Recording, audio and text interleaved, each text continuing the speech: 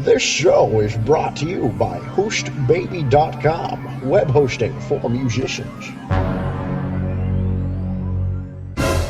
It's episode 55 of Music Marketing Monday, so we'll just refer to this as the Sammy Hagar episode. You remember I Can't Drive 55? Okay, I'm really dating myself. Anyway, on this episode, we're talking about using YouTube videos to book live music shows, paid gigs using YouTube. I cannot wait to find out what Billy's going to say about this. Stay tuned.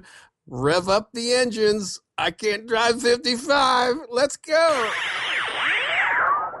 Information, inspiration, motivation for the modern musicpreneur. Time to start your week right. Here it comes, Music Marketing Monday, with your host, Bob Baker, Mr. Buzz Factor, and Billy Gryzak. the music marketing mind. Ready? Are you sure? Set. Here it comes. Swing, baby. Yeah, man. Back in the days of Sammy Hagar, Van Halen, Van Hagar, all that stuff when music videos were hot, you know, everybody was doing music videos to, like, you know, it was like a music form. It was like to sell records and to, like, be awesome and all that stuff. And then along came YouTube, and now what? Well, that's what we're going to talk about today. New ways to use video, not just to look cool and to sell records, but how to book gigs. And I've been doing it. And a lot of you have been doing it, but are we doing it the right way? What can we figure out? What can we learn today? I don't know. But that guy over there in the corner, man, revving up his Ferrari right now, that's Bob Baker. That's right. Good morning, Billy. Bob Baker here, Mr. Buzz Factor, Mr. Guerrilla Music Marketing. And, you know, when I made that Sammy Hagar reference, I remember like 30 years ago, a friend of mine who was a stand-up comic had this joke, and it was really ridiculous, but I had to share it with you now. But you remember who Sammy Davis was, right? You know, Yeah, so, I mean, part of the Rat Pack. Yeah, I do. So my friend had this joke where he goes, "Here's my impression of Sammy Hagar Jr. I can't drive 55, man." Oh boy. I thought that was hilarious. It was like a very niche joke. It's like still remember it to this day.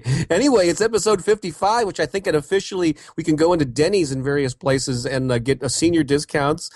We can join AARP if there is a podcast version of that. But I love it that we made it to this nice little number. Plus, I have a book called 55 Ways to Promote and Sell Your Book on the Internet. So it's just all heavenly here. And I'm Billy Gryzak, the full-time working musician. Thank you very much. So anyway, man, you know, yeah, this is interesting. One of the things that has changed a lot, we talked, I don't know, a few episodes back about how press kits have changed and what buyers and bookers and agents are looking for when they're ready to hire bands. And now, with me trying to be, you know, going back out there with my new projects that don't really have a, what's the word for, you know, we haven't been around for, I have some new projects, like my duo and my 80s band. And so people don't know us. And in the old days, you know, you'd send out a picture, you'd send out a one sheet or a song list. And then, you know, there was either the cassette tape or the CD, or then it was the sound clips, the MP3s. But now, doesn't seem to matter. I've just recently reached out to a bunch of booking agents, different buyers, both on the phone, through email, by Craigslist, which we talked about last week. And the one thing they all want to know is, where's your video? Where can I see the band? And I'd like to talk about some of the best practices, some of the do's and don'ts, you know, debunk some myths, and talk about the best way to get jobs, to get gigs, and to book your band using YouTube today. I love that, and I love this new era that we're in with you and your career shift back to being a full-time musician. And you're sort of like the guinea pig. I mean, it's almost like a reality TV show, where, you know, Life with Billy on the road, and we find out what's working right now. And you're out there, you know, like the lab rat and big music marketing experiment. Yeah, I am. You know, and it's interesting because when you think about it, I have one project that's all original. And here's the interesting thing. Talk about debunking myths. Now, here we go off on a tangent, off on a, you know, just going off the rails here. But my one project is basically like 99% original. And believe it or not, folks, that is my highest money making music project, is my original project. That is insane. I cannot believe that. That's amazing. My second project is a 2-piece act, and it's now all acoustic. We used to do electric drums and electric guitar and sequencing and all the synthesizers and all this stuff. And we made okay money, and we did about 80-90% covers and some quirky originals. And now we're just doing acoustic guitar and cajones, and we just added a bass drum and a snare drum to it. And believe it or not, just the other day I got booked at like a prime casino for big money for a weekend, now that we've gotten rid of all the gear and we're just doing acoustic. Isn't that strange? That is, because usually you think the casinos want the big production shows, right? Right. And then the third group I have is my 80s act, which is going through all kinds of turmoil right now because sometimes my wife can play, sometimes she can't. So we have a fill-in keyboard player going to a casino with us next week. So, yeah, all kinds. And that's all covers. So, hopefully I'm getting a taste of, a little bit of everything. And I'm experimenting with different ways to book the bands. But the one common denominator with all three acts that I've got going on right now is no video, nobody's interested. And in the full-time music, I know you changed the name of the Facebook group from Music Marketing Mind to Full-Time Musician. It's full-time working musician. Working musician. Okay, yes, that's as opposed to a full-time non-working musician, I suppose. Right, which is what we're trying to get everybody on board with. We don't want you to be like full-time non-working, full-time not making money, because you can be out there making a living, because this is what I do. I mean, I don't have a day job. This is what I do, and that's why I've got 3 bands going on right now, and I'm happy to share everything I've learned, because I want you guys to, live the dream too. I want to share what I know. Absolutely. And so I've seen in the past week or two, you've been posting little video clips that I can't remember, somebody from a club or whatever shot them or edited them for you. Maybe you did some of them on your own, and you've been posting and asking people for feedback. So yeah, I'm eager to hear what's working. Is there a certain strategy, a certain type of video that works best? That's what we're all on the edge of our seats wanting to know, Mr. Gryzak. Right, Mr. Baker. Well, I'll tell you, the first thing is you have to have a video. All right. I mean, that's just the fact. Now, here's the thing. With my family act, for years, I've been putting out videos. Like I have videos with like 500,000 views and stuff, which I'm pretty proud of. But most of the videos that I did for that particular, that's called Mr. Billy. And if you look up like Mr. Billy, things like I Like Dinosaurs or Chugga Chugga Choo Choo, things like that, you'll find those. And Winter in Wisconsin. But those were like music videos where like it was lip syncing, like I basically played my album track, my song track, and then we went out and we shot video and I lip synced to it, kind of like an MTV VH1 kind of video, Right. Now those videos are great for people to kind of sort of see you. They kind of see what you look like. They get a feel for what you're about. It's great for selling songs and promoting your albums and promoting things like that. But videos like that, to be honest with you, are generally not what buyers and bookers and agents are looking for these days. In fact, it's a fine line that I'm finding out here, because they expect to see a live act, okay? Now, the thing is, though, you got to be careful, because they want a live act, but they want it to be high quality. So I've seen some bands go out there and like shoot their videos with like iPhones, or things like that, which look okay, and maybe they just have one camera angle, and that's okay. But the sound quality is usually horrible. So what I've been told by pretty much every agent that I've come across and most bookers is they don't care as much about the camera angles. They don't care as much about the editing, but they want the sound quality to be awesome. Mm-hmm. And to be honest with you, about 80-90% of those live videos you see out there, what's the one thing that is subpar, Bob, do you think? It's the audio, I guess, right? Absolutely. I mean, even when people take their, their phones and stuff to concerts, and they'll take some pictures and, put them up for people to see that they were there. And, it's nice, you got a nice picture of, Bon Jovi or whatever, but it's like, there's no sound quality, you know what I mean? And the same thing happens when you're doing, your band, as a matter of fact.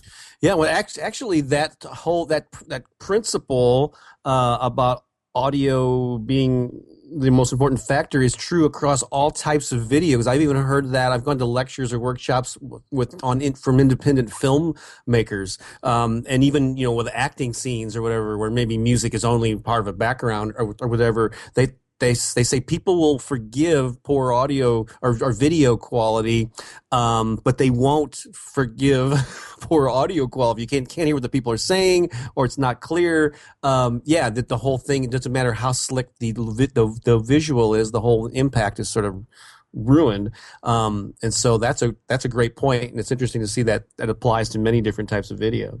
Yeah, in fact, my son, my drummer, Will, is really into video games and gamers and people that do like YouTubers, and he's been wanting to do like a YouTube channel for a long time, but he says he can't really do a good YouTube channel until he gets his personal audio set up right. You know what I mean? Because again, even with these guys, just have basically like camcorders or one camera shots while they're doing whatever it is they do. He says if it doesn't sound good, people just click right off. It has to sound good. It can't have like a lot of hiss, sound like you're in the back of the room with the microphone and all that stuff. So, best practice number one, no matter how you shoot your video, it's gotta sound fantastic. The better it sounds, the better the odds are that you are going to be able to get some bookings from that. That's number one.